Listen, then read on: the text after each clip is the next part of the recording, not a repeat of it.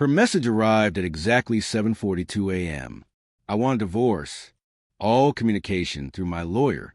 I stare at the screen for a moment. Coffee still steaming beside me. No explanation. No emotion. Just business. After 7 years of marriage, she ended it like she was canceling a subscription. I typed one word in response. Understood. Then I set the mug down and went back to work. I met Claire in 2015. She was laughter wrapped in human form. Wild, magnetic, the kind of woman who could make a room feel brighter just by walking in. I fell hard. We built a life together. The lake house, the European vacations, the plans for a future that would never come. But behind that charming smile lived a constant restlessness. I mistook it for ambition. In truth, it was hunger for control, for validation, for attention. I kept feeding it for years, unaware of how much it was draining me. The first fracture appeared last December.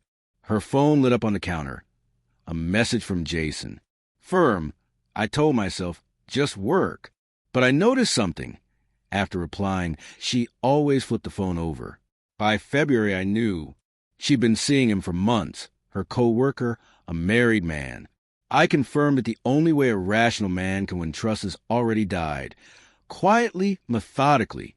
A private investigator. Bank statements. A key logger on our shared laptop. Every detail archived. Hotel receipts. Gift charges. Late-night text disguised as client emergencies.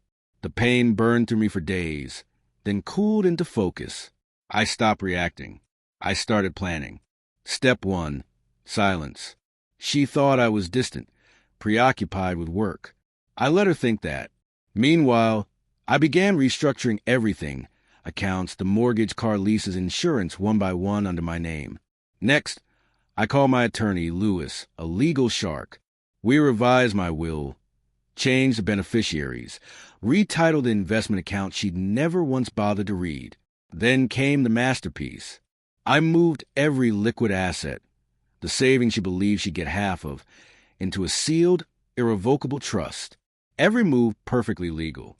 Every move invisible.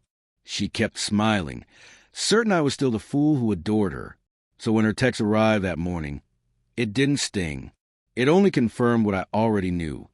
She thought she was in control. She wanted to humiliate me, to make me beg, to dictate the terms. But her timing couldn't have been worse. That same day, I froze our joint credit cards, canceled her upcoming Bali trip, called the concierge service, and revoked all her privileges. Her car lease? Returned. Health insurance? Terminated under status change. By the time she woke up the next morning, her phone was exploding.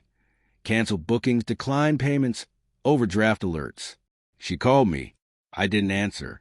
At noon, my phone rang again. Her lawyer. His voice was tight. Mr. Hale, there seems to be a misunderstanding. Claire's financial accounts appear to be inaccessible. No misunderstanding.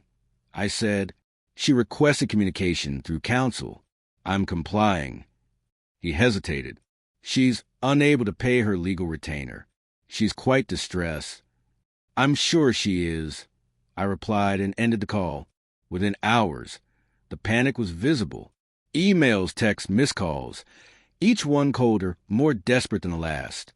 Then she showed up at my office unannounced. Eyes red, makeup uneven. You can't do this to me, she hissed. You think this makes you a man?